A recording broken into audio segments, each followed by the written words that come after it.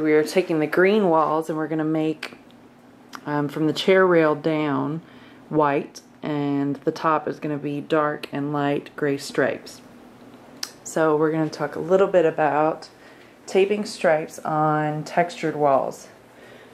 On flat walls, as you can see, ours is textured. It's got a little bit of that flattened texture on the wall. So since we're going to have white on the bottom here and gray stripes on the top here, I'm going to paint the white part first. So we're going to paint white all the way down to the baseboard today, and we're going to let that completely dry. So that's going to be our first step.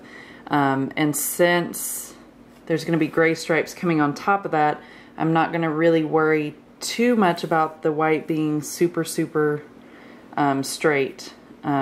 because we'll have another layer that comes on top of it. So we'll talk about getting those stripes up here straight and how to get the line straight that's going to go between the gray and the white, since we won't have an actual chair rail there for a while. So we'll take this step by step.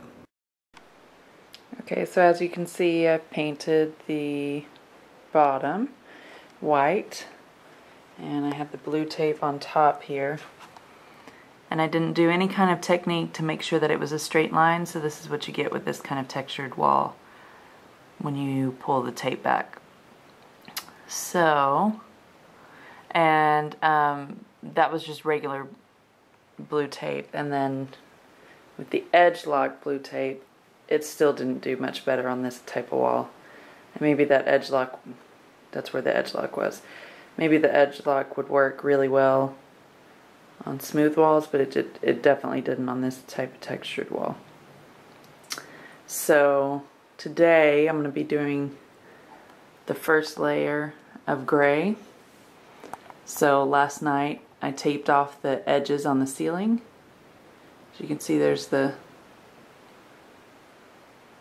tape, and then what you do is you put the tape on the edges where the line's going to be, and on the other side of the tape, where you don't want whatever color you're going to have on the bottom to bleed through to the top, in this case it'll be the ceiling, you put that color on the opposite side. So since I don't want anything gray from my gray stripes to bleed through to the ceiling, I put the white ceiling paint to seal off the other side of the blue tape. And I put a really generous coat, actually a couple of coats, to make sure that that was sealed off. And you can do something like what I did here all the way around. I decided not to. But I've done this before, where you put it's just a cheap roll of brown paper. It's about $2 or something like that at Lowe's or Home Depot. You can put that all the way around so that when you use your roller, you can go all the way up and touch the ceiling. It's not a big deal. And it just takes a little extra time, and I just decided not to do it since I'm going to be painting the details on the edges anyway. So that's our next step, is to paint this part. So I'm going to tape on this side, since we're going to have the gray stripes come all the way down. I'm going to tape over the white, since the white has had time to dry, and I'm going to tape a nice clean line, and then what I will do is on this side of the tape is paint this same color to seal the tape off on this side, so that anything that bleeds through is going to be this color and not the gray. Okay, so now you can see that I have taped off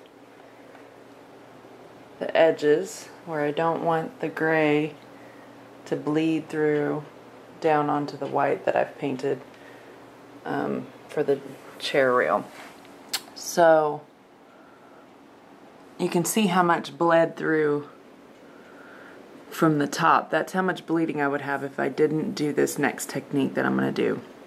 That's how much gray would go underneath, would end up seeping down from here, and it would get into those little crevices and go down this way, so we'd have an edge of gray down here when I pulled this tape up, and I don't want that. So that's why I'm going to do this technique of painting this color right here along this edge really thick so that anything that bleeds through underneath this tape is going to be this same color. So once that dries, then I'll paint the gray over it, and when I peel it up, anything that would have bled through should be the white if I do a thick enough coat. Okay, so as you can see, I've started my light gray stripes, and I just went around and marked the room to make sure that my measurements were going to work out okay for the width of the stripes. So I did that first, and then since I'm doing the darker stripe over it, that's going to be the stripe that'll give me the clean line that I need. So I just went ahead and did the gray stripes messy, as you can see, because it didn't really matter. And I went back and drew in with pencil. I used a ruler with a level on it to draw my lines all the way up to the ceiling, so that it'd be a lot easier to go back and put tape on those lines. So I'm starting now. I try to start with the most difficult first, which would be the ceiling, going from the ceiling down. So if I get all of the parts that I need the ladder for done first, the easiest part will be right at my height, so I won't need a ladder or anything, and that'll be the last part that I have to tape. So usually if you start with the hardest, it goes faster, because it feels like it's faster anyways, since you end with the easiest part. Before I start talking about those stripes, I'm going to talk a little bit about, I'm going to go back to when I did this piece of tape, and then I painted the white over it, so that when I paint the gray stripes, the gray won't seep under, because the white has already sealed off that part of the tape. So I wanted to show you that. And also you can see that this is that's a pretty thick coat of paint that sealed off that seam there. Okay, so over here, back to the stripes. On that left side, you can see the first thing I did after penciling in this the edges of the stripes. You can see there, you can see my pencil marks. On the inside of those pencil marks, I'll put the tape. As you can see, it's right up to the edge of the pencil marks, but the pencil marks are definitely outside of the tape.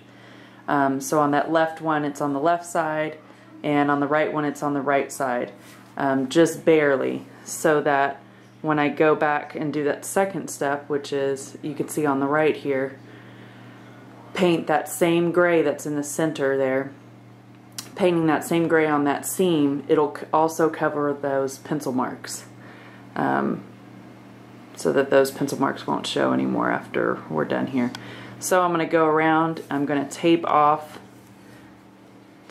every stripe with the blue tape on the inside of the pencil marks, and then I'm going to go and paint the seams, the outside seams there, and then I'll go back and paint the darker gray on every other stripe. So that would cover the seam. In this case, the dark gray stripe is going to go here in the center, so it'll end up covering both of those seams there that I'm covering right now, painting right now. And then that'll be my last step, is painting those stripes, and I'll be done.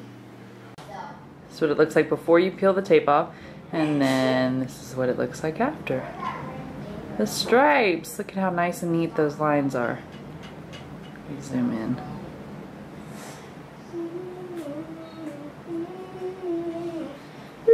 See, look at that.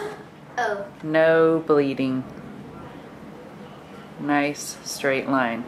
And so if you want really, really clean lines like this, it does take some extra time, but it's definitely worth it, as far as I'm concerned anyway. So If you have any other tips, let us know.